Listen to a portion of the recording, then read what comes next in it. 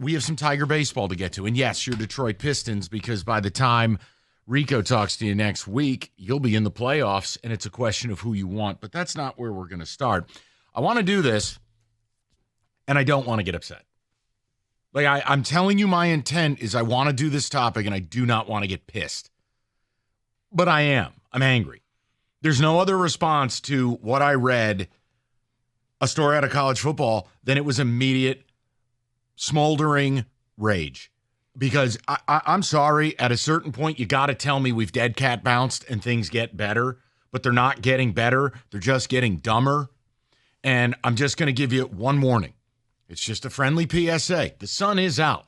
I ain't going to tell you it's nice out. It's still cold. But the sun's out. It's Friday. Please do not call in with this low-hanging fruit take. That's all I ask. It's a business. Thank you. Go back to eating your ho-hos.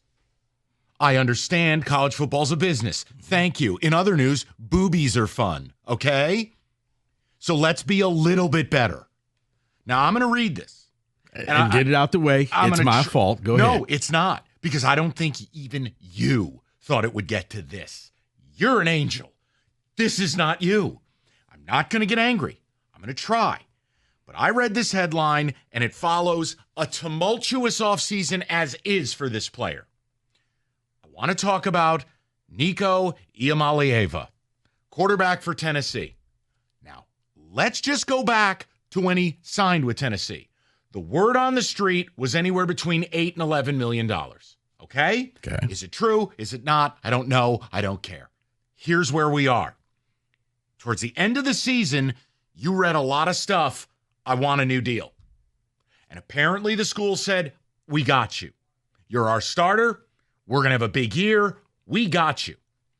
Everything was hunky-dory until the day before the spring game.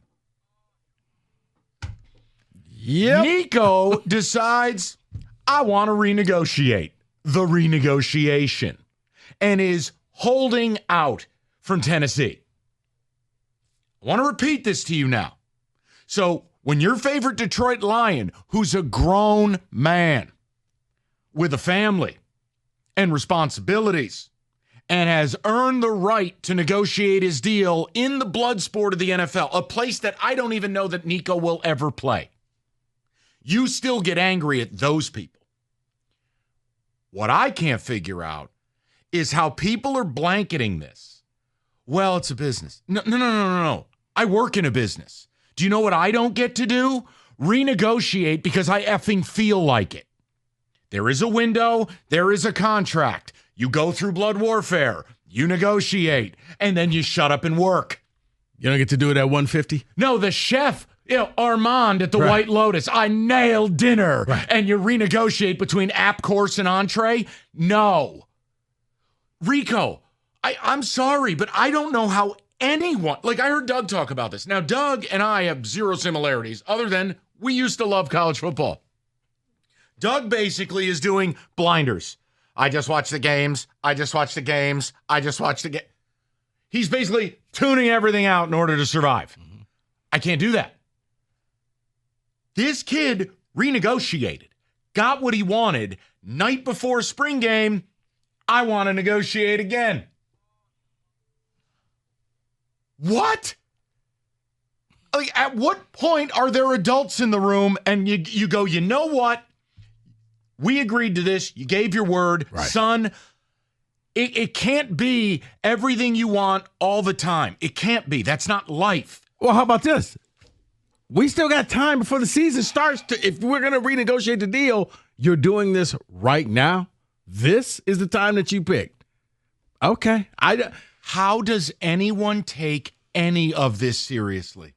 Like, how? We joke about the NBA where players have contracts, and we joke about effort quotient. Mm-hmm. We joke about, do teams even care, right? We talked about the East. Right. Rico, so many teams aren't even trying. It's not a shot at the Pistons. But then you go to college football. How can you possibly buy season tickets to this crap? Donate to this crap? How do you watch it? It's Mike. You know why he's doing this? I just remembered. He's doing this because he's trying to get ahead of the lawsuit where the teams are going to have to pay Because when the teams have to pay, the money's going to start coming back down. Anything that you sign for before, I think, June or July, it's grandfathered in.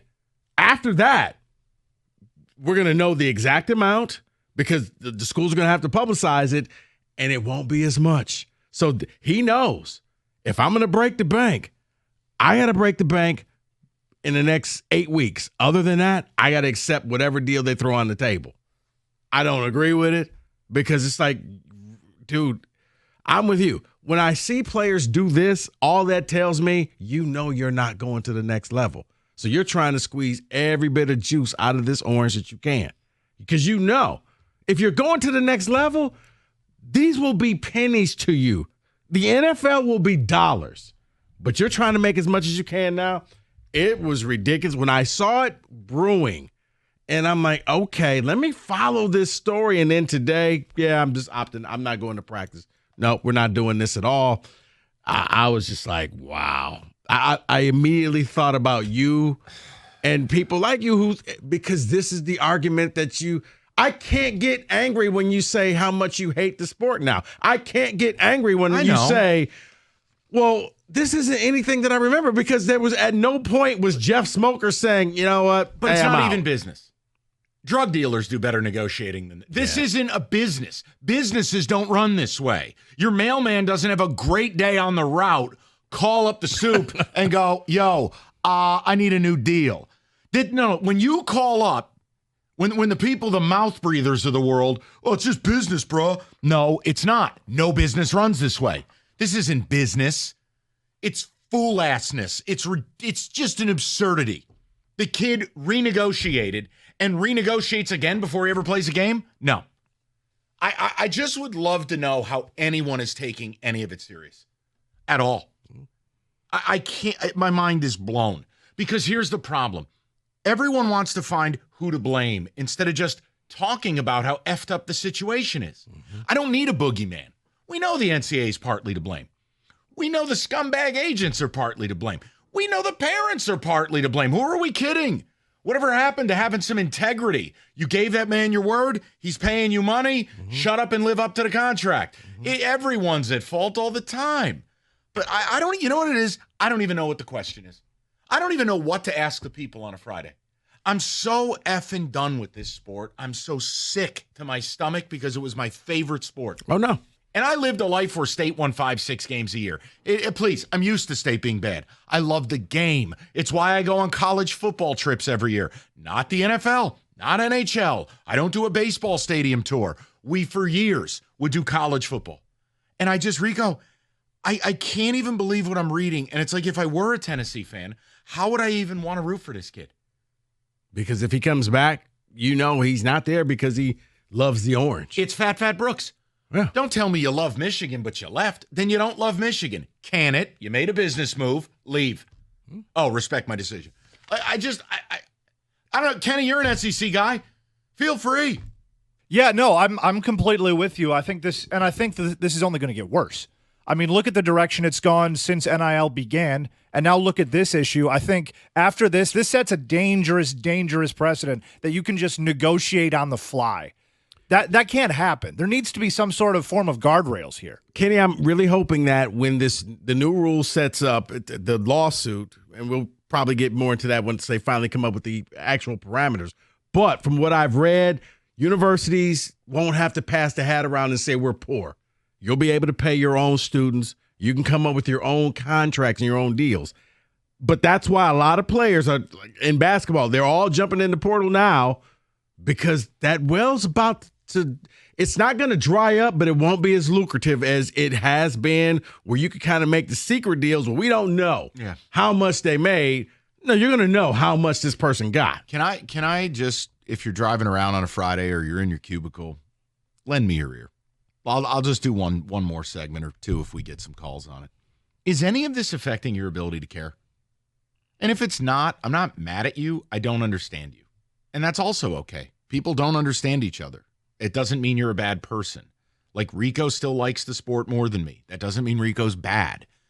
I don't understand a sport that was completely made of emotion and traditions and pageantry and things that were hard to quantify. You just felt them.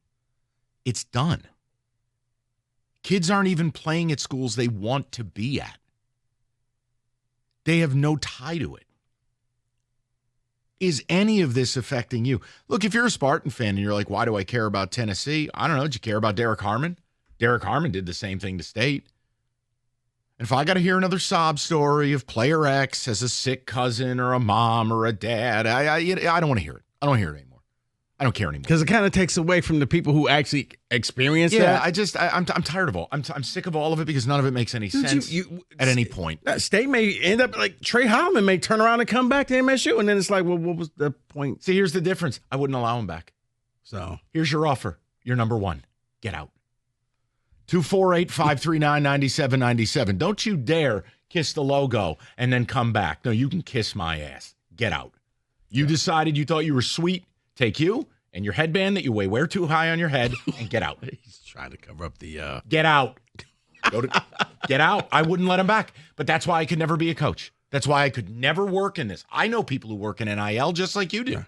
I could never. The stuff that I hear, and I don't put it on the air because you can't substantiate it, and I don't want to bust out contacts. And I think that's why a lot of players are trying to do that, because I don't know if you'll be able to do the types of things that they're doing right now. What Nico is doing right now, I'm hoping that it ends this. But how I see the sport, I had to change and just realize it's a year-by-year thing.